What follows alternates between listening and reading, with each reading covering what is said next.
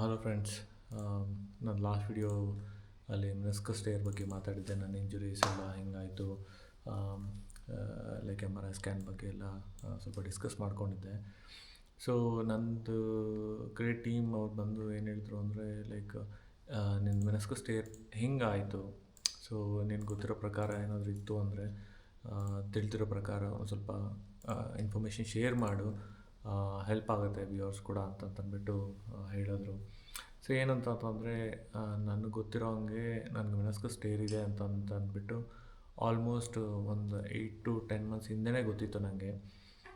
ಯಾಕೆ ಅಂತ ಅಂದರೆ, ನಾನು ಆಡೋವಾಗ ನನಗೆ ನೀ ಪೇಯ್ನ್ ಬಂದು ನನಗೆ ಬರ್ತಾನೆ ಇತ್ತು ಕಂಟಿನ್ಯೂಸ್ ಆಗಿ. ಆವಾಗ ಅವ್ರನ್ನ ಮೀಟ್ ಮಾಡ್ತೀನಿ.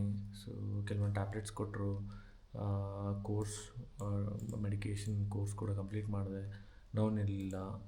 ಮತ್ತು ತಿರ್ಗಾ MRI ಬರ್ಕೊಟ್ರು. MRIಯಲ್ಲಿ ಸ್ಕ್ಯಾನಲ್ಲಿ ನನಗೆ ಗೊತ್ತಾಯಿತು ಮೆನಿಸ್ಕಸ್ ಟೇರ್ ಇದೆ, ಗ್ರೇಡ್ 2 ಅಂತಂದ್ಬಿಟ್ಟು. ಆ್ಯಂಡ್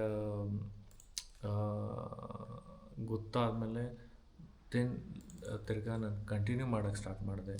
ಏನದು ಕ್ರಿಕೆಟ್ ಆಡ್ತಾಯಿದ್ದೆ. ಸೊ ಒಂದು ಇಗ್ನೋರೆನ್ಸ್, ಬಿಡು, ನಾನು ನೀ ಸ್ಟ್ರೆಂಥನಿಂಗ್ ಎಕ್ಸಸೈಸ್ ನಾನೇ ಮಾಡಿಕೊಂಡ್ರೆ ಈ ಥರ ರಿಕವರ್ ಆಗುತ್ತೆ ಅಂತ.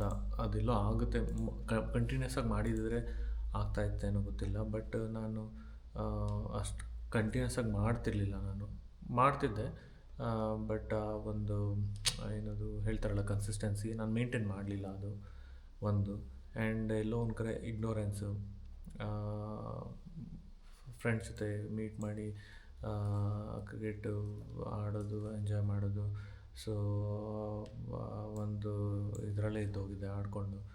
ಆ್ಯಂಡ್ ಇನ್ನೊಂದೇನಂತ ಅಂದರೆ, ಆ್ಯಸ್ ಡೇಸ್ ಹೋಗ್ತಾ ನನಗೆ ಹಿಂದ್ಗಡೆ ಪೇನ್ ಸ್ಲೋ ಆಗಿ ಕನ್ವರ್ಟ್ ಆಗ್ತಾ ಬಂತು. ಎಲ್ಲಿ ಈ ಥರ ಹಿಂಗೆ ನೋವು ಸ್ಟಾರ್ಟ್ ಆಗ್ತಾ ಬಂತು, ಆವಾಗ ನನಗೆ ಸ್ವಲ್ಪ ಸಿವಿಯಾರಿಟಿ ಲೆವೆಲ್ ಗೊತ್ತಾಗ್ತಾ ಬಂತು. ನನಗೆ ಆಡೋಕ್ಕಾಗ್ತಾಯಿರಲಿಲ್ಲ, ಜಾಸ್ತಿ ಹೊತ್ತು ನಿಂತ್ಕೊಂಡ್ರೆ ಪೇಯ್ನ್ಸ್ ಬರ್ತಾಯಿತ್ತು. ಬಟ್ ಸ್ಟಿಲ್ ಹಿಂಗಾದ್ರೂ ಕೂಡ ನಾನು ಆಡ್ತಾಯಿದ್ದೆ. ಈ ಲಾಸ್ಟ್ 1 monthದಿಂದ ಏನಾಗ್ತಾ ಬಂತು ಅಂದರೆ, ಪೇಯ್ನ್ಸ್ ಜಾಸ್ತಿ ಇದ್ದರೂ ಕೂಡ ಹೋಗ್ತಾ ಇದ್ದೆ ಆಡೋದಕ್ಕೆ. ಬಟ್ ಆವಾಗ ಸ್ವಲ್ಪ ಕಮ್ಮಿ ಮಾಡಿದೆ ನಾನು, ಆ ಲಾಸ್ಟ್ ಟೈಮಲ್ಲಿ ಕಮ್ಮಿ ಮಾಡಿ. ಸೊ ಅಲ್ಲಿಗೂ ಕೆಲವೊಂದು ಇಂಜುರೀಸ್ ಎಲ್ಲ ಆಗ್ತಾಯಿತ್ತು. ಇದು ನೋಡಿ, ಇದು ಫಿಂಗರ್ ಇಂಜುರಿ ಆಯಿತು, ಕಟ್ ಕೂಡ ಆಯಿತು. ಸೊ ಒಂದು 3 ಸ್ಟಿಚಸ್ ಬಿತ್ತು. ನಾನು ಅಬ್ಸರ್ವೇಷನ್ ಏನು ಅಂತಂದರೆ, ಆ್ಯಸ್ ಏಜ್ ಆಗ್ತಾ ಎಲ್ಲೋ ನಾನು ಮರ್ತೇ ಹೋಗ್ಬಿಟ್ಟಿದ್ದೆ.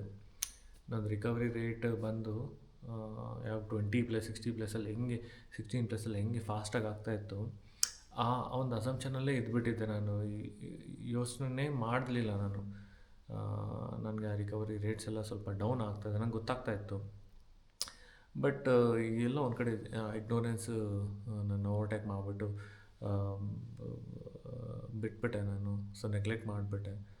ಸೊ ನಾನು ಹೇಳೋದೆಲ್ಲ ಏನು ಅಂತ ಅಂದರೆ, ಯಾರಾನ ನೀವು ಈ ಪರ್ಟಿಕ್ಯುಲರ್ ಫೇಸಲ್ಲಿ ಇದ್ದೀರಿ ಅಂತ ಅಂದರೆ, ಸೊ ದಯವಿಟ್ಟು ಸ್ವಲ್ಪ ಬಾಡಿಗೆ ಸ್ವಲ್ಪ ಹೀಲಿಂಗ್ ಪೀರಿಯಡ್ ಕೊಡಿ, ವಿಚ್ ನಾನು ಕೊಡಲಿಲ್ಲ ನಾನು. ಸೊ ಕಂಟಿನ್ಯೂಸ್ ಆಡ್ತಾನೆ ಇದ್ದೆ. ಸೊ ಇದರಿಂದ ನೀ ಪೇಯ್ನ್ ಜಾಸ್ತಿ ಆಗ್ತಾನೆ ಬಂತು. ನನ್ನ ಬ್ಯಾಲೆನ್ಸ್ ವಾಕ್ ಮಾಡುವಾಗ ಆಗ್ತಾಯಿರಲಿಲ್ಲ. ನಾನು ಔಟ್ಸೈಡ್ ಹೋದಾಗ ಜಾಸ್ತಿ ಹೊತ್ತು ನಿಂತ್ಕೊಳಕ್ಕೆ ಆಗ್ತಾಯಿರಲಿಲ್ಲ. ಬೈಕಂತೂ ಮರ್ತೋಗ್ಬಿಡಿ, ಕಿಕ್ ಹೊಡಿಯೋದೆಲ್ಲ, ಸ್ಕ್ವಾಟ್ಸ್ ಅವೆಲ್ಲ ಏನೂ ಮಾಡೋಕ್ಕೆ ಆಗ್ತಾಯಿರಲಿಲ್ಲ. ಪೇಯ್ನ್ ಇರುತ್ತೆ ಜಾಸ್ತಿ. ಸೊ ಇಷ್ಟೆಲ್ಲ ಏನಕ್ಕೆ ಹೇಳ್ತಿದ್ದೀನಿ ಅಂತ ಅಂದರೆ, ಯಾರಾನ ಈ ಪರ್ಟಿಕ್ಯುಲರ್ ಫೇಸಲ್ಲಿ ನೀವು ಇದ್ದೀರಾ ಅಂತ ಅಂದರೆ, ಎಲ್ಲೋ ಒಂದು ಕಡೆ ಸ್ವಲ್ಪ ಸ್ಟಾಪ್ ಮಾಡಿ ಫಿಸಿಕಲ್ ಆ್ಯಕ್ಟಿವಿಟೀಸ್, ಸ್ವಲ್ಪ ಹಂಗೆ ಕೇರ್ ಕೊಡಿ. So is very important.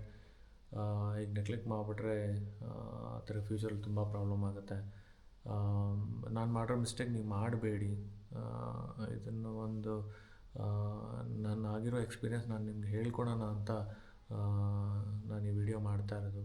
ಏನಾದರೂ ನಿಮಗೆ ಏನೋ ಈ ಟ್ರಾನ್ಸಿಷನ್ ಪೀರಿಯಡಲ್ಲಿ ಇದ್ದೀರಾ ಅಂತ ಅನ್ನೋದಾದರೆ, ಈ ಥರ ತುಂಬ ಇನ್ಫಾರ್ಮೇಟಿವ್ ಇರುತ್ತೆ ಅಂತ ಅನಿಸ್ತಾಯಿತ್ತು ಅಂದರೆ ಜಸ್ಟ್ ಫಾಲೋ ಮಾಡಿ. ಆ್ಯಂಡ್ ಏನಾದರೂ ಬೇರೆಯವ್ರು ಯಾರನ್ನ ಈ ಪರ್ಟಿಕ್ಯುಲರ್ ಫೇಸ್ ಹೋಗಿ ಏನಾದರೂ ಸರ್ಜರಿ ಏನಾದರೂ ಮಾಡಿಸ್ಕೊಂಡಿದ್ರೆ ನೀ related what ever repair surgery meniscus surgery ಮಾಡಿದರೆ ದಯವಿಟ್ಟು ಕಮೆಂಟ್ ಮಾಡಿ ನಿಮ್ಮ ಸರ್ಜರಿ ರಿಕವರಿ ಫೇಸ್ ಹೆಂಗಿತ್ತು ಸ್ವಲ್ಪ ತಿಳಿಸ್ಕೊಡಿ.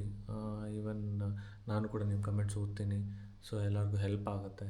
ಸೊ ಇಷ್ಟು ಹೇಳ್ತಾ so winding up. Thank you.